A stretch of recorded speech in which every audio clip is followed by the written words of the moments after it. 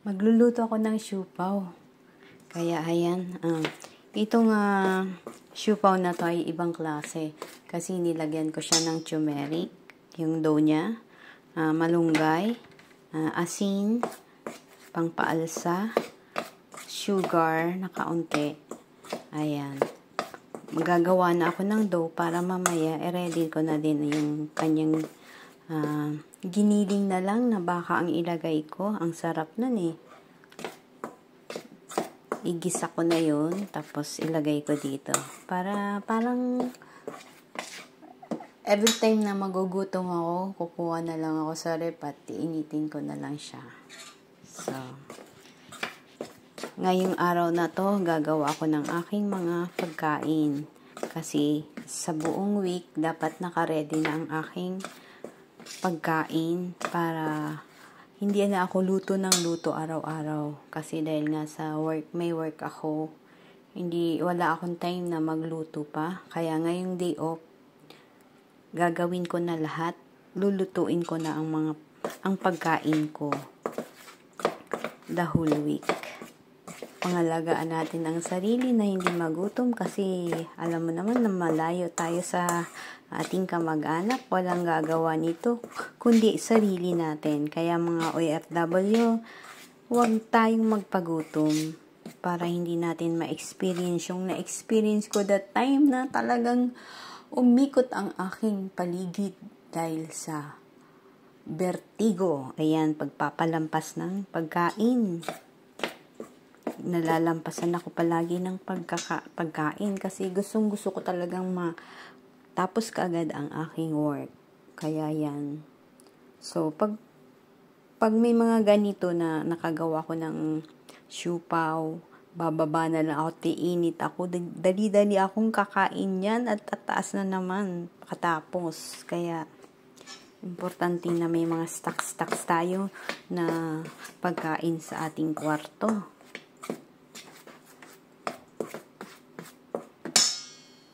Okay, mamaya naman yung iba. May napisa doon na egg, kinuha ko na rin kasi sayang, bago pa naman eh, bagong bili naman eh. Di ko alam kung fresh siya, pero alam niyo naman pag mga ganitong weekend, talagang maraming namimili sa palengke. What I mean, hindi lang sa palengke, sa grocery maraming namimili. So, talagang fresh din itong nabasag na egg na to. Kaya kinuha ko na. Maglalagay din tayo ng maligamgam na tubig. Ayan, at nakakuha na ako ng maligamgam na tubig. Lagyan natin na ng tubig to. Pero hindi natin ubusin. Tansyahin lang natin ang kanyang tubig. Kasi maglalagay din tayo ng oil. Napili ko ay olive oil kasi healthy to sa katawan. Kasi nga, nang-remember ko si Aba, yung 94 years old dito na inalagaan ko. Yung olive talagang direktang iniinom niya yun. Kumukuha siya ng isang kutsarang olive.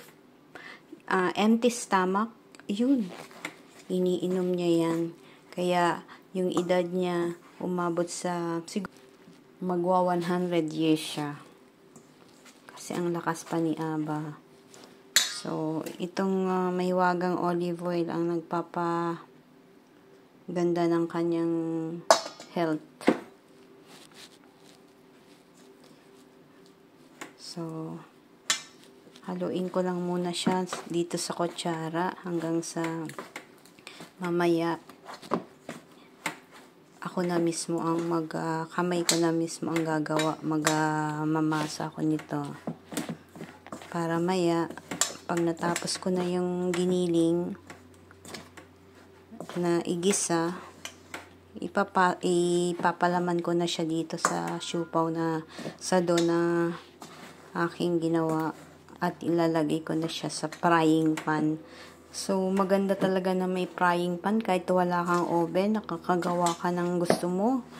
Kahit ano.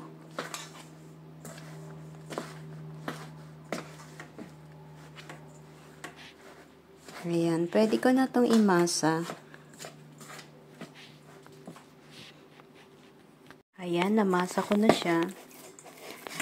maganda ang kinalabasan ng kanyang dough. Ayan. So, talagang expert na din talaga ako paggagawa ng mga dough na to. Wala akong ganong knowledge nito. Bali sa YouTube lang at tinitingnan ko lang yung employer kong iba paggagawa nila ng dough. So, hindi naman talaga ako tinuruang gumawa ng dough. Ayan.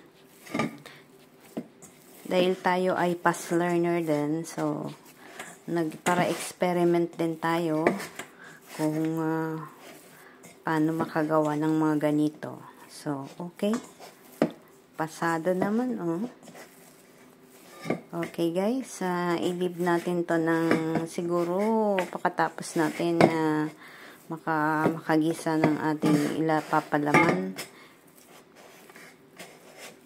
na umalsa naman na ito. So, okay na to, guys. Hindi na dumidikit sa kanyang lalagyan. So, maganda ang pakagawa ng ating dough. Yan, tatakpan ko na lang to ng plastic bag. Wala akong pantakip dito na kung ano eh. Maganda sana tela, pero okay lang naman yung plastic bag.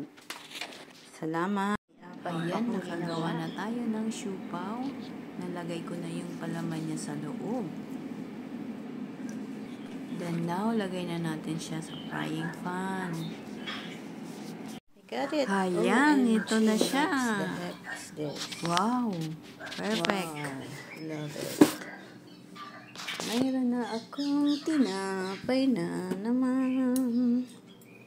Ayan. Get it na, Maria. Oh.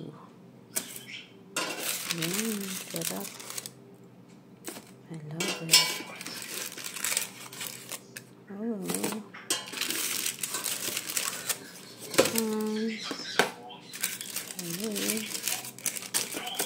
Hindi na dikit.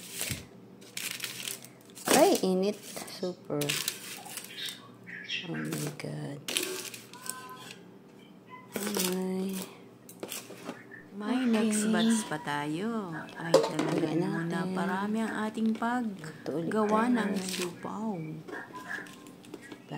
Kung may natutunan po kayo sa aking video, paki-follow and share na lang po para maraming makakita sa ating video. Salamat po.